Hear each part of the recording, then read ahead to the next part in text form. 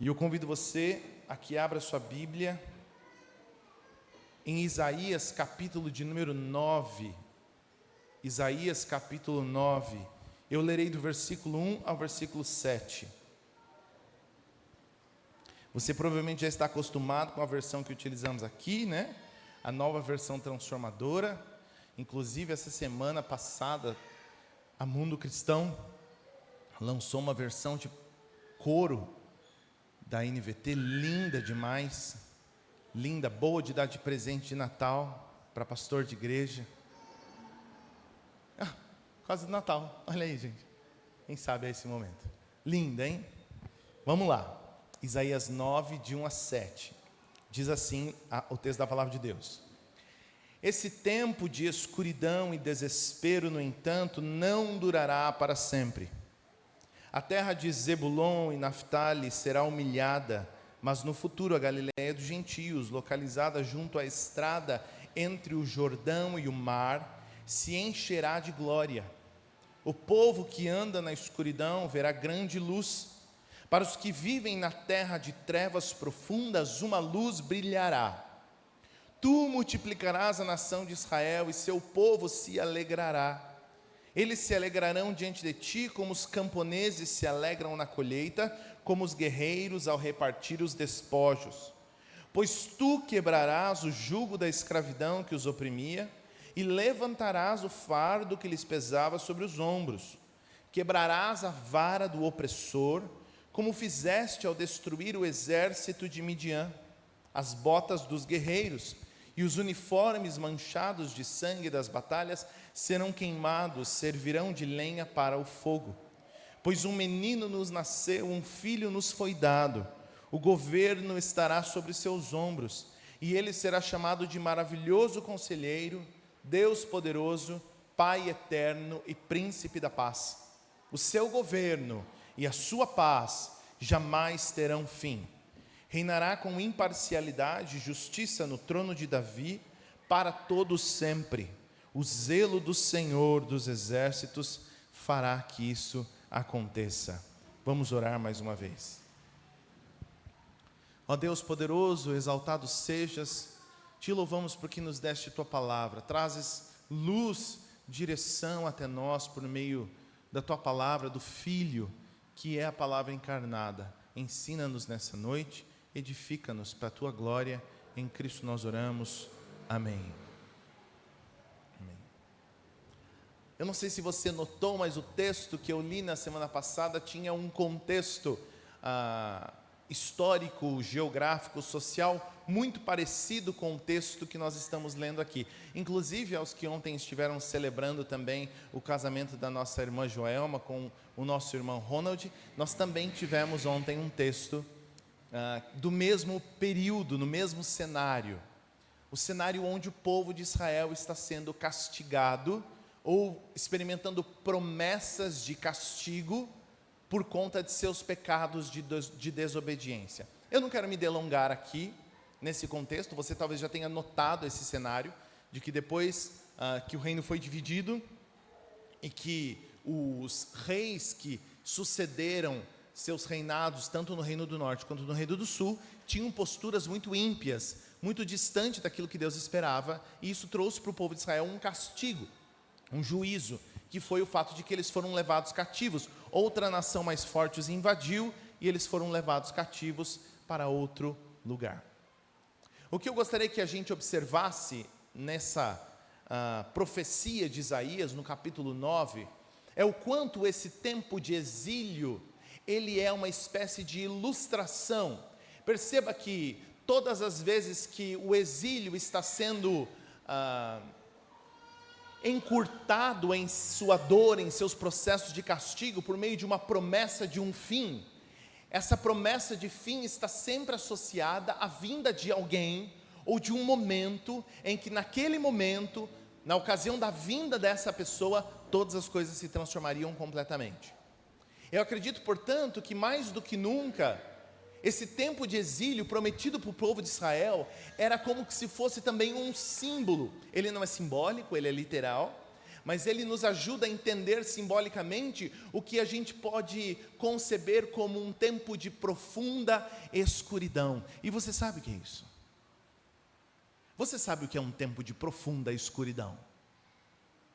Talvez seja uma escuridão por falta de informações. Há uns tempos atrás a gente teve um episódio, alguns ficaram sabendo, em torno da minha mochila, que ela saltou para fora do carro no meio da estrada. Uma situação aleatória, mas que Deus operou ali provisão grandiosa nesse processo todo. Mas sei que nós chegamos em São Paulo, a minha mochila tinha caído para fora do carro em Mogi das Cruzes. Depois, se você não sabe essa história, eu conto para você. Mas é o porta-mala com sua altíssima tecnologia que abriu sozinho no meio da estrada. Mas chegamos em casa, eu e a Giovana, e falamos, o que a gente vai fazer, né? Não nessa calmaria, né? A gente estava assim, ligeiramente mais desesperado. Estava tudo dentro da minha mochila, estava meu computador, minha carteira, tudo lá dentro. E aí então nós falamos, vamos então voltar para Mogi das Cruzes. Eu não sei exatamente onde é essa rua, mas eu sei que aconteceu. Eu sei se a gente passar, eu sei onde é. Vamos voltar. E a gente voltando para Mogi, os nossos 2 faróis estavam queimados. E aí então na estrada, ali na Dutra já, a gente não, estou falando, não, se a gente seguir isso aqui, morremos nós 2 por causa de um computador, porque está muito perigoso. Esse cenário ilustra a ideia de você tentar saber qual é o caminho, mas por uma série de fatores externos, você não saber nem por onde começar. Eu lembro que eu liguei o pisca-alerta, e eu sei onde eu estou, não sei, eu sei, eu não sei, eu sei, eu não sei, eu sei, eu não sei. Porque o pisca-alerta, né, intermitente ali, e aí eu fui tentando voltar até que na marginal estava mais iluminado. Mas você sabe o que é um período de escuridão. Talvez um período de escuridão para você seja ilustrado por isso, falta de informação, não saber como as coisas se sucederão. Quando você vai a um hospital, por exemplo, e tem uma pessoa querida lá, e você não sabe o que vai acontecer amanhã, porque os diagnósticos médicos são muito vagos, muito genéricos, e você não sabe o que vai se desenvolver. Quando você é chamado pelo RH da tua empresa, e eles te pedem que traga uma carteira de trabalho na segunda, você já sabe que será convidado a se retirar da empresa. O que será do amanhã? Para onde eu vou? Como vou pagar minhas contas? Eu tenho filhos para cuidar. O que será do meu amanhã? Não ter e não saber o que fazer. Ou até mesmo diante de um cenário de dúvida, o que eu faço? Para que lado eu vou? Escuridão profunda. Talvez sua escuridão seja despertada por meio de uma tristeza profunda, que só você conhece, um desejo íntimo e ensurdecedor de ficar sozinho, escondido, não se mexer, não tentar fazer nada a respeito, simplesmente se alimentar dessa escuridão e vê-la alimentar-se de você conforme o tempo passa.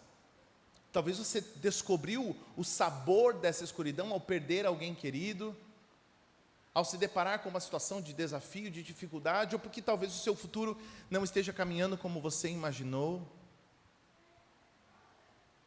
O povo de Israel vivia um mix de todas estas coisas. De todas estas coisas. Minimamente, sendo mais ou menos organizado, talvez você seja um pouco mais precavido em relação aos seus dias, sua agenda, seja um Jonatas da vida, assim, né? Uma máquina organizada, ou alguém, não vou falar o nome de alguém aqui, né? Mas se for você, alguém que vive conforme Deus vai dando as bênçãos do dia a dia e as situações, por mais desorganizado que talvez você possa ser, você tem alguma noção de que será o amanhã. Agora o povo de Israel estava experimentando um mix de situações que fazia com que a vida deles fosse completamente inimaginável. Eles estavam sendo retirados da casa, que para quase todos nós aqui é um lugar de consolo e segurança. Nós gostamos de estar em casa, porque em casa nós estamos seguros. Eles são retirados de casa, eles são colocados em outra nação. Se você já foi a outro país, você sabe como é estranho estar em outro país.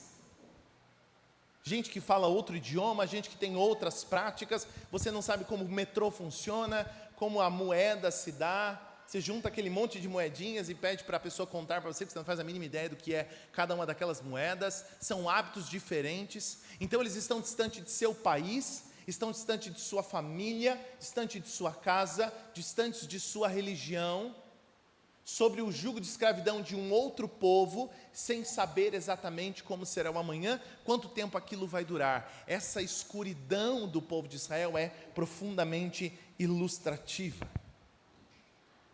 Mas Isaías, no seu capítulo de número 9, vai dizer que essa escuridão terá fim. Que esse tempo de escuridão e desespero, ele tem um limite, ele tem um momento para se encerrar.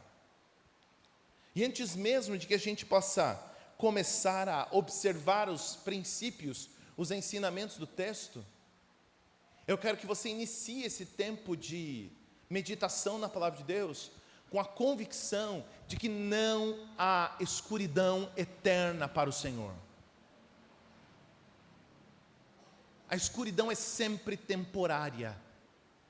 Para Deus, a escuridão sempre tem fim. A pessoa de Cristo, a celebração do Natal, é um símbolo, é uma bandeira levantada para nos lembrar de que tempos de escuridão, eles terão fim. E que ainda que eu acredite profundamente, meu querido irmão, ainda que eu acredite profundamente, de que nosso tempo de escuridão aqui nessa terra se encerrará na eternidade completamente, eu ainda assim acredito que Deus é gracioso, tão gracioso, a ponto de que dê a nós, aqui, ainda nesta vida, lampejos e momentos muito preciosos de vermos a escuridão passar.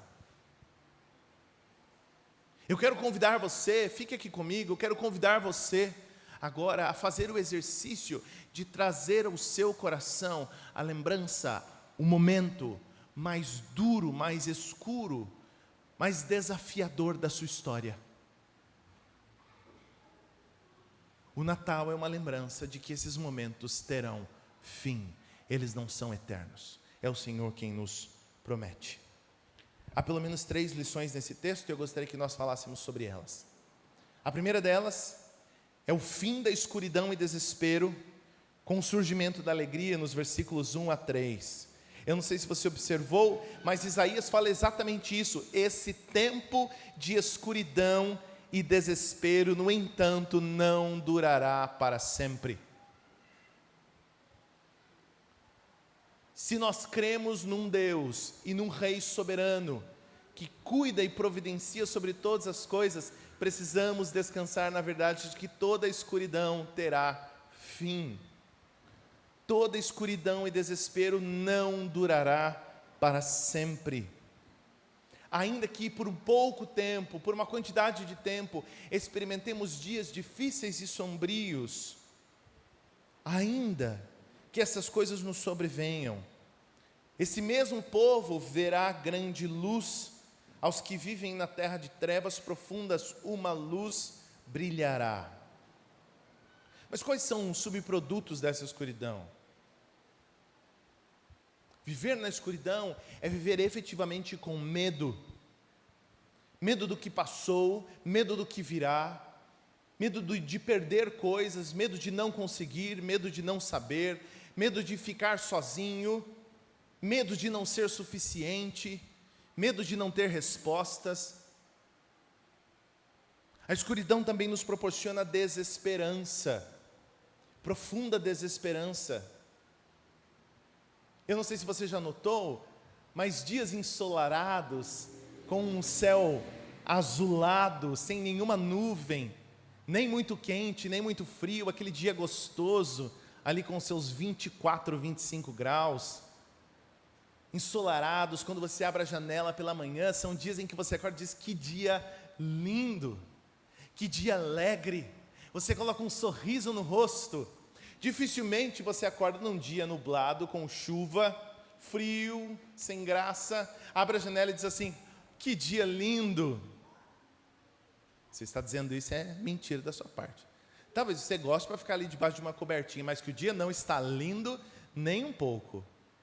Há até pesquisas que sinalizam que países que têm pouquíssimo sol têm índices muito elevados de depressão, por exemplo. Você não consegue olhar para esses dias e dizer, que dia especial. Muito menos à noite. Você abre a janela naquele breu, naquela escuridão e diz: que bela noite. Não há muita coisa para se ver, porque no caso não estou vendo nada, mas chuto que seja uma bela noite. Não, é um dia de sol ensolarado que faz com que você possa olhar e sorrir. A escuridão, tempos de escuridão, via de regra, produzem mais escuridão. É por isso que pessoas que lutam com tristeza profunda, um desespero interno a respeito de determinadas situações da vida, não podem simplesmente esperar essa tristeza desaparecer como mágica. Se você já foi alguma vez ao médico com algum diagnóstico de gripe, resfriado, sinusite, seja lá o que for, ou o médico vai te dizer que sozinho aquilo vai sarar, se não for uma virose, sozinho vai sarar. Ou você toma um medicamento e dali a alguns dias aquele ciclo do medicamento e também do vírus passa, da bactéria passa e você está bem. Agora, quando você tem tristezas consumindo o seu coração, você não pode simplesmente esperar passar. Não são coisas que se vão sozinhas. Elas, pelo contrário, se alimentam cada vez mais do nosso coração. Escuridão chama escuridão. Você pode ver pessoas que você encontra na rua, abandonadas a seus vícios, mesmo tendo profissão, família, abandonaram tudo para se enfiar numa profunda escuridão de vício, desespero. Não começaram assim, começaram com muito menos, e então elas vão galgando degraus para baixo, se afundando e afundando e afundando, e a escuridão vai as consumindo cada vez mais. É assim que o vício funciona. O vício consome parte por parte, pedaço por pedaço. E então cada vez menos esperança você tem. Períodos de escuridão também nos dão incerteza e ignorância. É tempo onde não sabemos o que fazer, nem como fazer. Nem se quiséssemos fazer algo, não saberíamos. Meu querido irmão, essa é necessariamente a situação, o cenário que descreve aqueles que nunca ouviram falar de Cristo Jesus. É um cenário definitivamente de incerteza e ignorância. Mesmo que eles quisessem agradar o Senhor, por onde começariam? Por onde que se começa? Você não sabe nem por onde começar. O que é que esse Deus espera de mim? Qual é a sua vontade? Não sei. E nessa tentativa, os homens vão adorando as coisas criadas, criam deuses para si. Imagine uma tribo indígena, por exemplo, perdida no meio da floresta amazônica, sem nunca ter ouvido falar de Cristo Jesus. Por onde eles começam a adorar o Deus verdadeiro? Eles não têm nenhum tipo de revelação. E é por isso que nós dizemos que a palavra de Deus é revelação, e que o Filho de Deus é o ápice dessa revelação, porque a própria palavra encarnada, Deus não precisava mais falar por meio das pessoas, como Isaías está fazendo aqui. Ele está falando para o povo por meio de Deus. Deus está falando para o povo por meio de Isaías. Quando Cristo nasce, a própria palavra fala com o povo. As pessoas podem perguntar para Cristo qual o sentido da realidade, e a própria palavra, o próprio Cristo as dirá. Aqueles que não conhecem a Cristo não sabem nem por onde começar. Nem por onde começar. É como se você pedisse a mim que consertasse o meu carro se ele quebrasse. Meu querido irmão, para mim carro tem volante, assento e seta. Se quebrar, eu não sei nem por onde começar. Eu não tenho essa informação, não tenho esse conhecimento.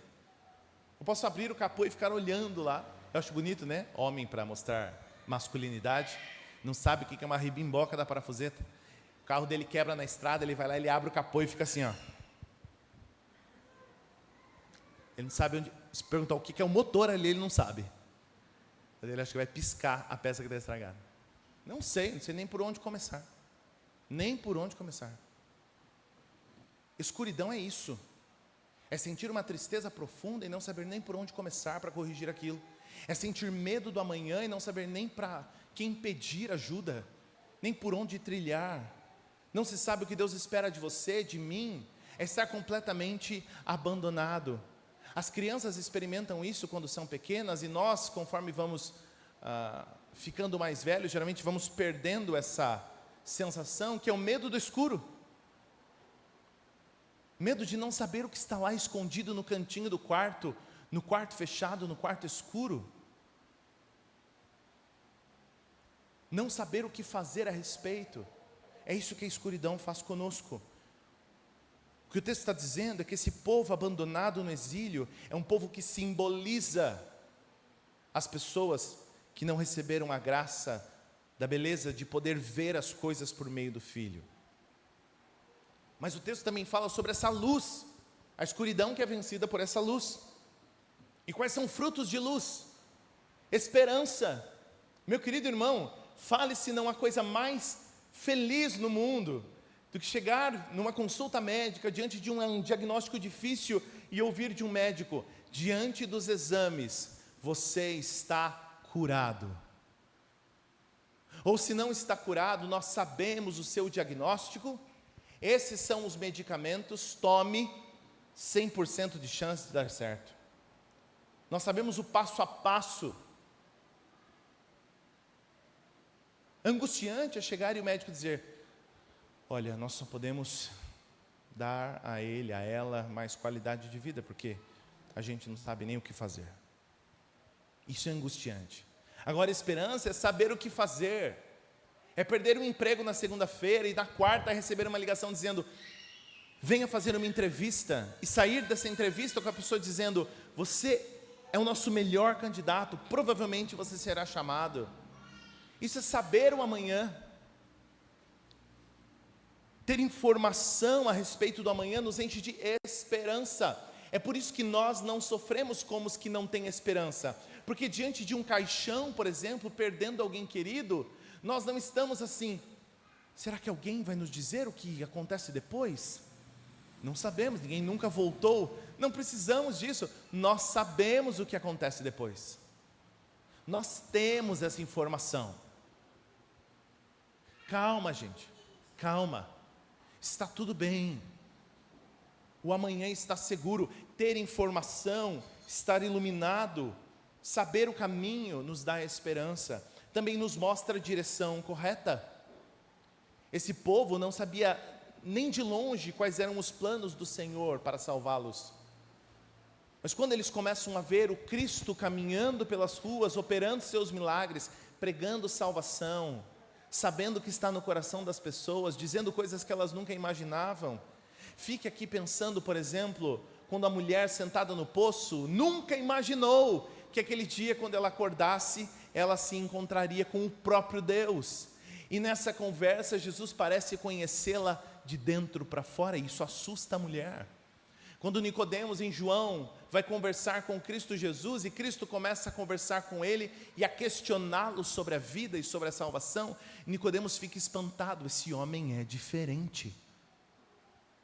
Quando as pessoas correm até o Cristo e dizem: Jesus, por favor, venha me salvar, venha salvar minha filha, meu filho, minha esposa, meu esposo, eles não estão bem, eu estou doente há muitos anos. E Cristo, somente pelo poder de sua palavra, curava as pessoas, libertava endemoniados que há anos estavam sendo consumidos por esses demônios, libertava religiosos de sua religião. Cristo estava dando a direção que somente a palavra revelada pode dar. Portanto, meu querido irmão, o Natal é a lembrança de que nós não somos o povo da escuridão, nós somos o povo da luz. E ainda que estejamos vivendo tempos de escuridão, essa escuridão vai passar. Há uma canção que nós lançamos nesse último álbum que se chama Seguro. Em uma das partes ela diz assim: em dias de escuridão, saber que o tempo está em tuas mãos. Há uma outra canção antiga do Projeto Sola, que se chama Eterno Lar, e diz: quando o coração estiver aflito, corra desesperadamente, sem saber para onde ir. Não, se lembre de quem Ele é e do que Ele fez. A informação nos dá esperança. Pode ser que hoje esteja escuro, mas vai amanhecer. O dia vai voltar a brilhar. Não sou eu que estou dizendo, é o Senhor. Mais do que isso, meu querido irmão, em segundo lugar, Isso tudo pode ser experimentado, pois será o fim da opressão e do opressor. Olha o que dizem nos versículos 4 e 5. Pois tu quebrarás o jugo de escravidão que os oprimia, e levantarás o fardo que lhes pesava sobre os ombros. Quebrarás a vara do opressor, como fizeste ao destruir o exército de Midian. Olha que precisa a profecia de Isaías. Era um povo que estava diante de exércitos poderosos, os levando oprimidamente, de maneira opressora, para um outro lugar para serem tratados como escravos. E Isaías está dizendo que naquele dia, tu quebrarás o jugo da escravidão. O jugo era esse peso colocado sobre o pescoço para que a pessoa fizesse aquilo que era obrigatório, o jugo que era colocado sobre os animais. E levantarás o fardo que lhes pesava. E então eu e você nos lembramos de Cristo Jesus caminhando e dizendo às pessoas: venham a mim todos vocês que estão cansados e sobrecarregados, lancem sobre mim o fardo de vocês, porque o meu fardo é leve, o meu jugo é suave. O Natal é um tempo que nos lembra de que Cristo Jesus veio para tirar de nós o poder de opressão, de tudo aquilo que coloca cabresto sobre nosso pescoço e exige de nós aquilo que nós não temos para oferecer. Nós vivemos na cidade mais cansada do Brasil todo, a cidade do trânsito, a cidade da poluição, a cidade das exigências, das pessoas que estão acostumadas e celebram serem consumidas pelo trabalho, das calls, das reuniões, dos squads, dos relatórios, dos desempenhos, dos horários. Essa é a cidade em que nós vivemos. Mas você soma tudo isso, nossos anseios pessoais, nossos desafios em casa, nossos sonhos a respeito do amanhã, nossas responsabilidades como maridos, esposas, filhos, como cidadãos. São opressões de todo tipo de jeito, todo tipo de forma sobre nossa cabeça. Mas o Natal, o nascimento do menino, é uma lembrança de que se você segue se sentindo profundamente oprimido, é porque você ainda não trouxe o seu fardo aos pés da manjedoura do menino Jesus. Jesus Cristo nascendo humildemente, calmamente, em uma manjedoura, é um símbolo de descanso, de confiança.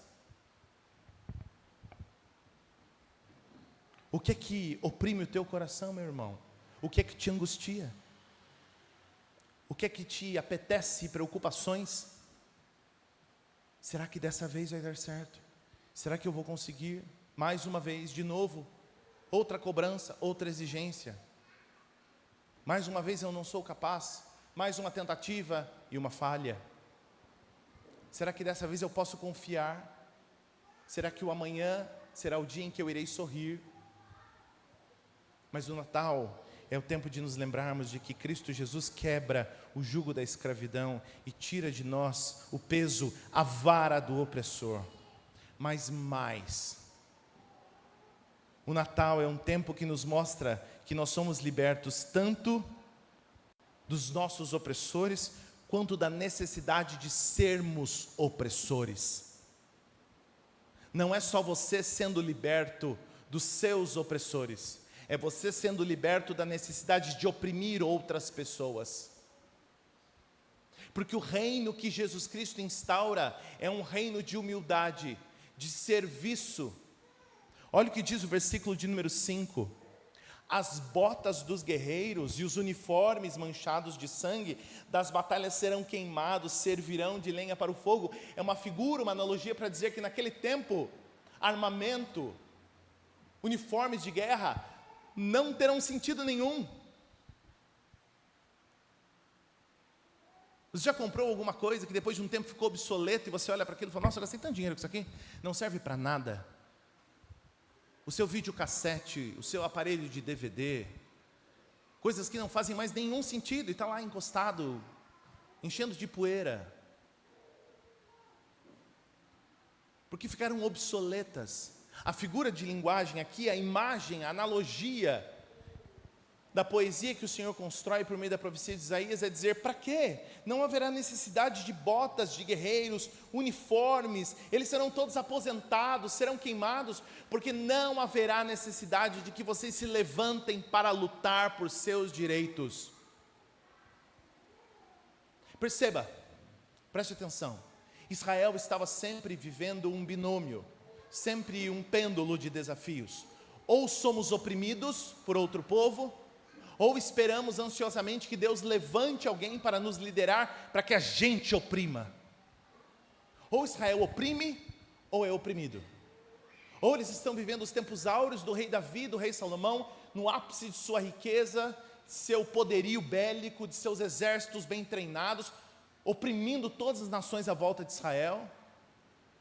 Ou Israel está sendo pisoteado pela Síria, pela Babilônia, depois pela Grécia, depois por Roma. Ou uma coisa ou outra. E me parece que essa é uma ótima figura de quem nós somos. Ou a gente está apanhando, ou a gente está batendo. E muitas vezes a gente aprende a bater para não apanhar. A gente bate para não apanhar. Às vezes, você pode até talvez ter ensinado seu filho a isso. Filho, antes de apanhar na escola, você dá o primeiro murro. É isso que a gente faz. Então, com medo do que vão tirar de nós, a gente tira das pessoas. Antes delas falarem algo, a gente diz algo para machucar. Antes delas se movimentarem para nos ferir, a gente já se organiza para ferir de volta. Ah, é? Você vai tirar de mim? Então toma para você também. É porque você é assim mesmo, sempre atrasado.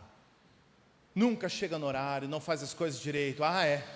Mas é difícil fazer as coisas direito quando parece que eu sou sua escrava e faço tudo aqui em casa sozinha. Então, mas uma coisa não tem nada a ver com a outra.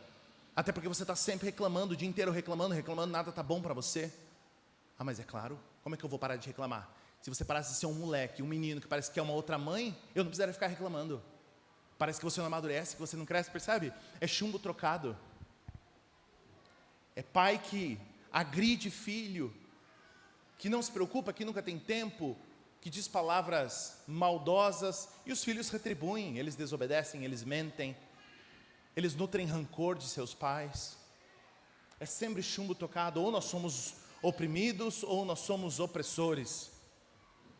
Mas Cristo Jesus está dizendo aqui, na mesma medida que nós somos libertos de nossos opressores, não é para que nos tornemos então os opressores. Você se lembra do tempo da escola? Ontem eu estava falando isso com a Sô. Você se lembra do tempo da escola? Ou você era o bonitinho, a bonitinha, cheirosinho, famosinho, popular, jogador de futebol, chegava na escola com a última moda, ou você era aquele jogado no escanteio no fundo da sala que ninguém gostava, ninguém olhava para você, tirava sarro do seu cabelo, sarro da tua roupa, sarro da profissão do seu pai, da sua mãe. Existe um meio termo? Parece que então, para que eu não seja essa pessoa, eu preciso oprimir alguém, eu preciso me alinhar ao grupo das pessoas que oprimem. Mas no mesmo instante que eu decido não oprimir ninguém, eu sou escanteado para um ambiente onde vão me oprimir. Meu querido irmão, o Natal é a lembrança de que você não precisa de nenhuma destas duas coisas. Cristo está ao seu lado para te livrar de teus opressores, inclusive os seus internos, mas não é para te dar palco para oprimir outras pessoas.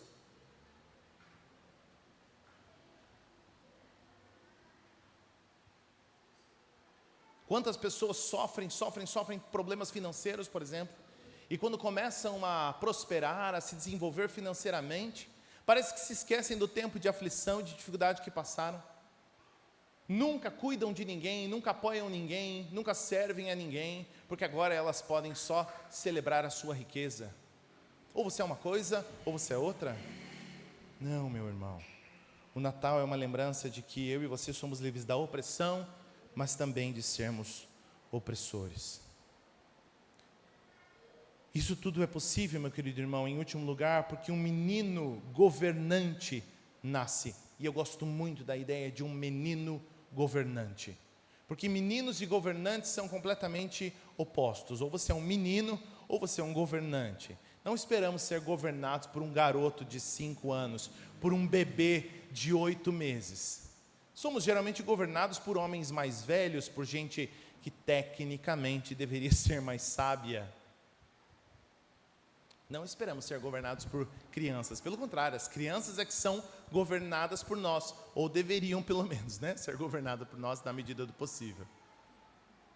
Mas Jesus é um bebê governante, porque Ele quer intencionalmente conter em si fraqueza e força.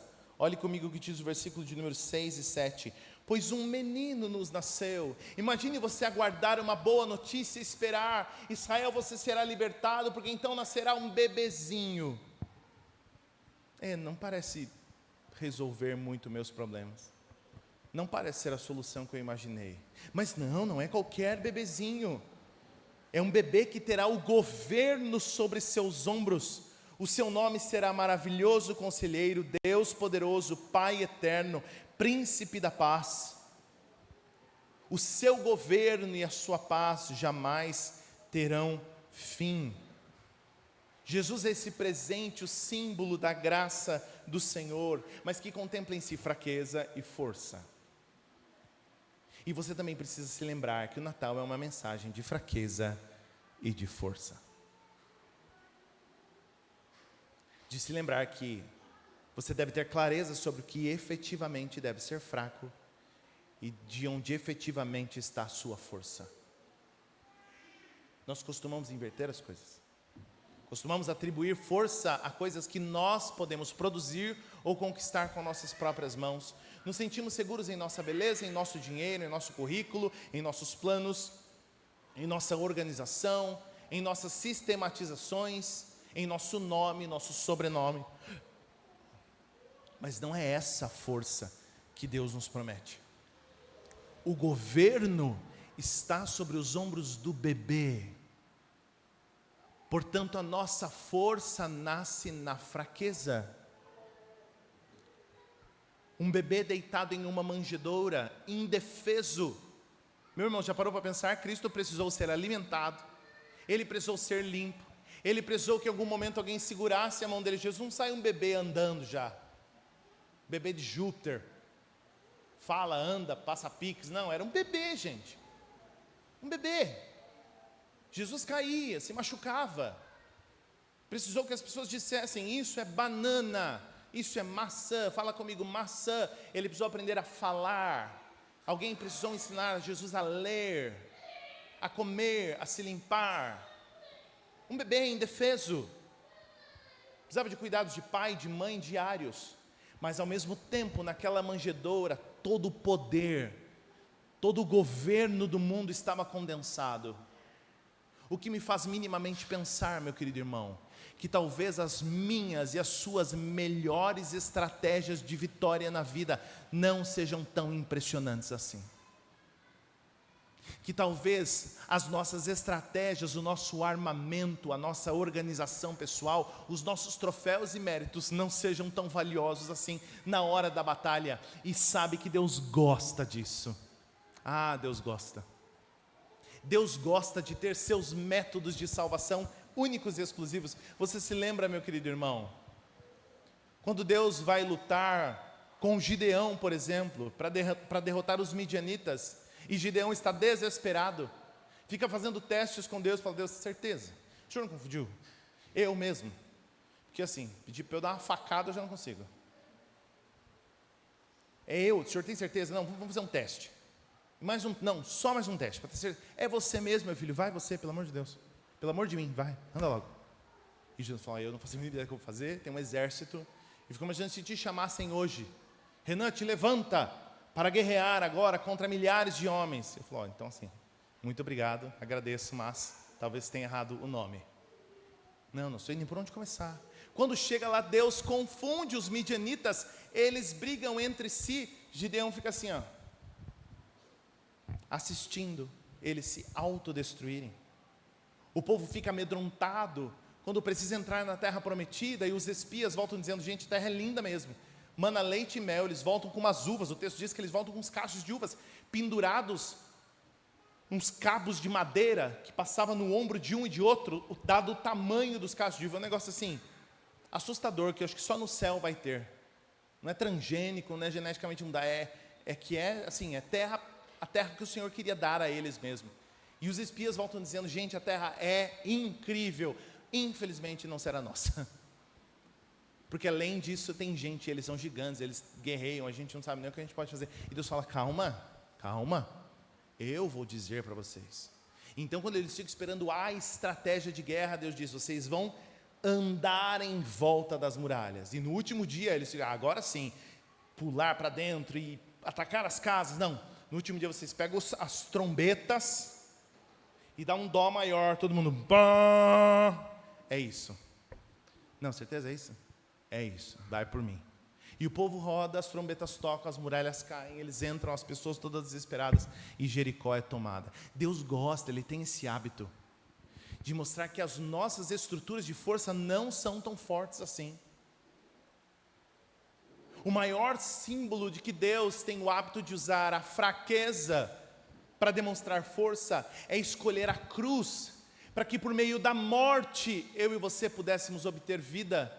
A cruz é um símbolo de fraqueza. O próprio Deus preso numa cruz. E quando as pessoas diziam, se você é o rei, se você é o Cristo, solta, desce daí, salva-te a ti mesmo. Não é que ele não pudesse, porque o governo estava sobre seus ombros. Ele ainda era o governante de todo o universo, mas ele não quis descer. Porque é na fraqueza de sua morte que eu e você encontramos salvação. Não é por menos que a Escritura exige de mim e de você que nos vejamos fracos e sejamos fortes na nossa fraqueza. É quando abrimos mão completamente de nossas referências de força e segurança que nos tornamos fortes. Meu querido irmão, não sei quais são suas batalhas, não sei quais são suas guerras, só me cabe avisá-lo que você tem escolhido muito mal as suas armas, que você tem escolhido muito mal as ferramentas com as quais você vai lutar contra o mundo, contra a vida e contra seus desafios. Não são essas as melhores. Não é tua estratégia, não é teu dinheiro, tua influência, teu poder, tua organização. Não. São as ferramentas do Senhor. Isso cabe e vale para qualquer área da vida. Meu querido irmão, nós estamos às portas de nos tornarmos igreja. Qualquer tipo de avanço que o reino fizer por meio dessa comunidade será fruto único exclusivamente da graça do Senhor. E as ferramentas com as quais lutamos aqui não são humanas, não são estratégias humanas. Nós vencemos por meio de oração, por meio de pregação do Evangelho, de apresentação da pessoa de Cristo. Meu querido irmão, na mesma medida, teu filho não precisa das melhores estratégias de ensino, de aprendizado, para que ele passe no melhor vestibular e seja o melhor profissional. O teu filho precisa ouvir de Cristo, por meio de tempo de qualidade, sentando com ele 20, 30, 40 minutos, 1 hora, 2 horas, quanto tempo você tiver, e falar para ele de Cristo. Teu casamento não precisa de grandes ferramentas de comunicação, de grandes técnicas para casais. Teu casamento precisa de arrependimento, de descanso no Senhor, de voltar o coração para a palavra, resgatar os valores da palavra e aplicá-los para a vida de maneira simples, repetitiva e ordinária. Teu sucesso financeiro, meu querido irmão, não precisa de impulsionamentos digitais, de negócios mirabolantes, de ascensão absurda financeira. Você precisa da provisão do Senhor, que desperta todas as manhãs, você fazendo ou não fazendo nada a respeito, até porque a figura de provisão na Escritura é Deus cuidando de pássaros e plantas que nada fazem para ter o que tem. Meu querido irmão, a escuridão na qual eu e você estamos envolvidos, simbolizada pelo exílio aqui no povo de Israel, é muitas vezes produzida por nós mesmos. A escuridão na qual estamos afundados não é os outros que nos causam, nós causamos essa escuridão. quando nos apegamos a tudo menos no Deus poderoso. Já parou para pensar, meu querido irmão?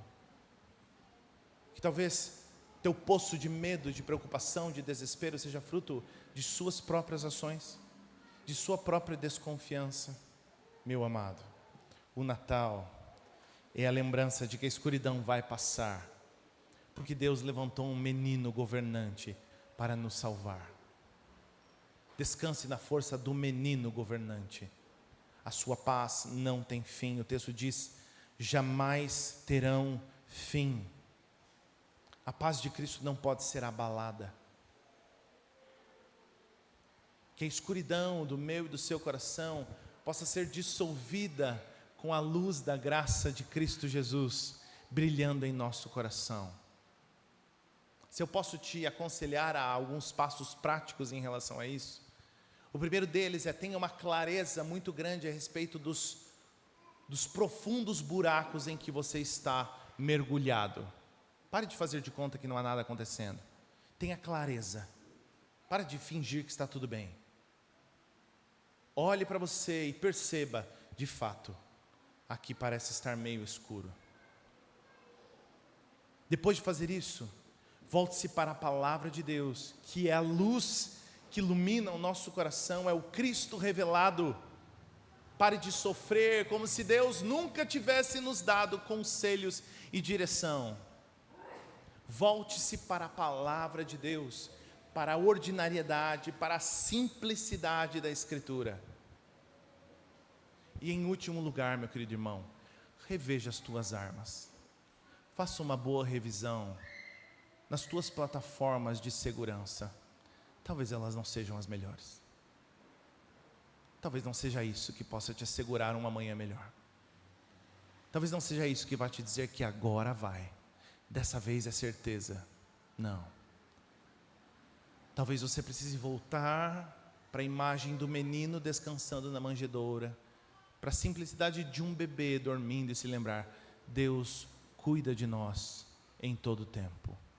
Vamos orar, meu querido irmão. Ó Deus poderoso, louvando o Teu nome, ó Pai, eu e meus irmãos nos colocamos diante de Ti, nos lembrando que nos momentos mais sombrios da vida, Tu trazes a luz até nós por meio do Filho de Deus, a quem exaltamos. Ó Deus, dá-nos da Tua palavra para iluminar nossos tempos de escuridão, para clarear nosso caminho, para nos mostrar aquilo que Tu queres de nós. Destroça nossas defesas, ó Deus, e mostra-nos como lutar com simplicidade e esperança no menino que tem o governo sobre seus ombros. Exaltado seja Teu nome, ó Deus. Em Jesus Cristo nós oramos. Amém. Deus te abençoe, meu querido irmão.